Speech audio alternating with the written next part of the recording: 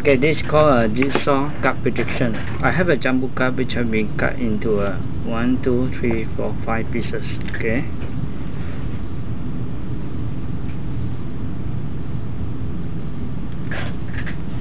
And I have here a deck of playing card. Okay. Now, I will flip the card. It just asks me to stop anywhere it's like. Okay, just say stop. Stop. Okay.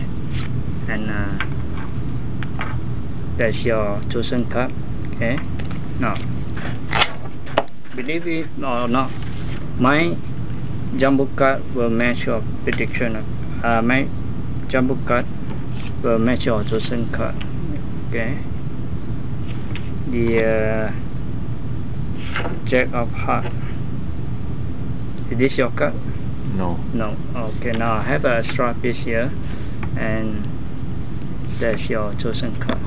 The Ten of Spades. Yes.